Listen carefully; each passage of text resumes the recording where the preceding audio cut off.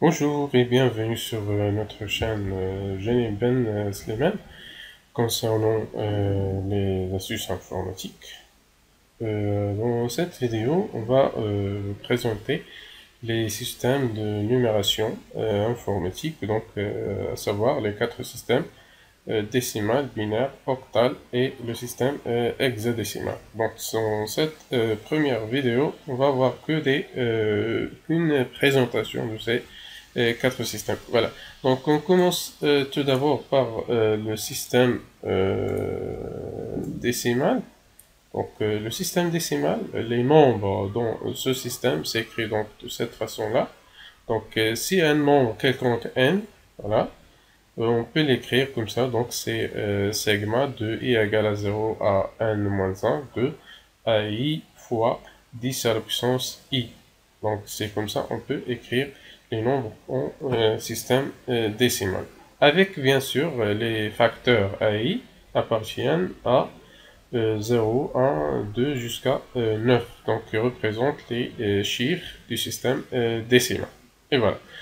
De la même façon, on peut représenter le système binaire.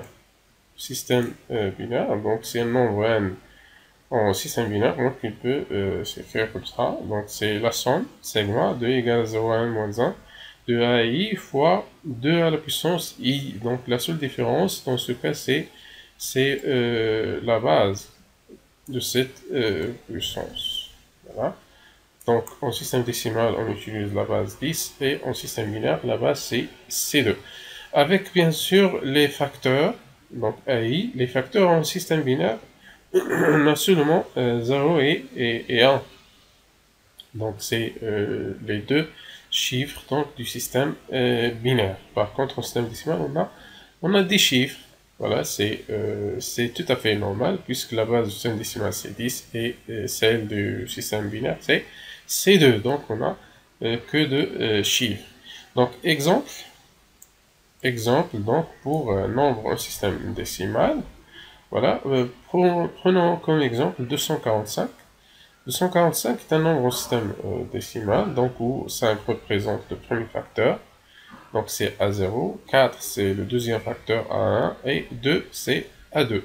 Donc comment peut-on écrire donc, ou bien décomposer ce nombre avec selon la première représentation, donc c'est une somme bien sûr, c'est plus, encore une fois plus, mais de i égale à 0 à, ça c'est le nombre de chiffres, donc on a 3 chiffres, ça veut dire on va avoir ici de i égale à 0 à 2, donc puisque le nombre de chiffres c'est 3, 3 moins 1 c'est 2, voilà.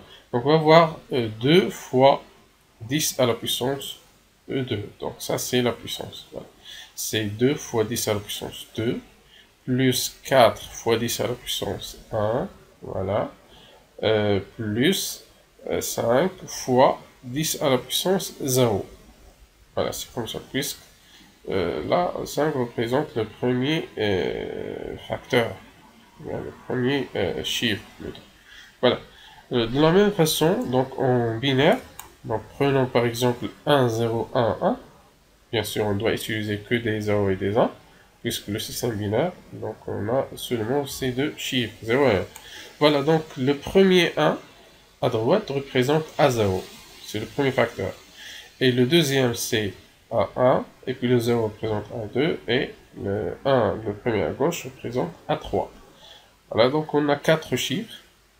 Voilà, ça veut dire que n dans la représentation générale, donc le n qui représente donc le nombre des chiffres, dans cet exemple, n c'est 4, puisqu'on a 4 chiffres.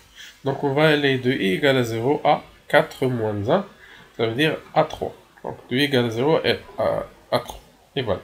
Donc c'est 1 fois 2 à la puissance 3.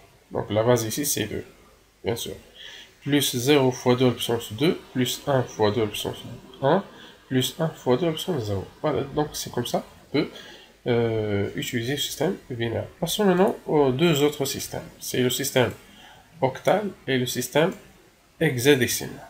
Donc, de la même façon, on peut représenter ces deux systèmes. Donc, pour le système octal, regardez, donc c'est la même formule Juste, on a changé la base. Donc, dans ce cas, la base, c'est 8. Voilà, puisque c'est le système octal. Et dans le système hexadécimal, la base, c'est 16, bien sûr.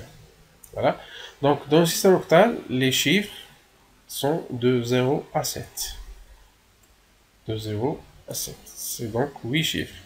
Et pour le système hexadécimal, les chiffres sont de 0 à 9, plus les 6 premières lettres en majuscule. Donc A, B, C, D, E, F. Voilà.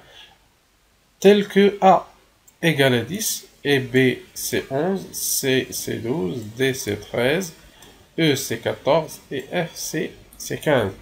Pourquoi donc on a remplacé A par 10 et B par 11, ainsi de suite? C'est juste parce que ici donc les premiers chiffres sont de 0 à 9 et puis le chiffre suivant c'est 10. Mais 10 ne représente pas, ou bien ce n'est pas un chiffre. Ok, donc 10 est composé de deux chiffres. Donc c'est pour cela. Et par convention, donc on a remplacé le 10 par A, et le 11 par B, et le 12 par C, ainsi de suite. Voilà. Exemple. En octave, prenons le nombre 1,07 en octave. Donc la base est 8. Voilà. Trois chiffres, donc A0, A1 et A2. Donc de la même façon, c'est 1 fois 8 à la puissance 2 plus 0 fois 8 à la puissance 1, oui. Donc on change juste la base. La même chose pour le système hexadécimal. Donc 1 B6, ça c'est un nombre en système décimal.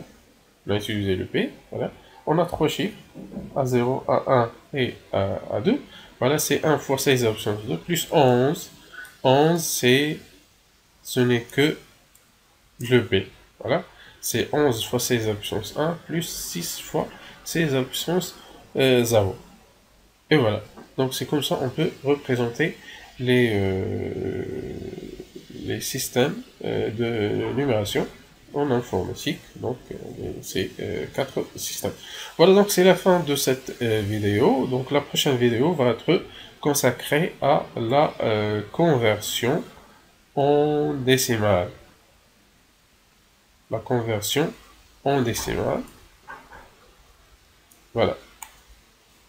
Merci. Si vous avez aimé, merci de cliquer sur s'abonner ou subscribe.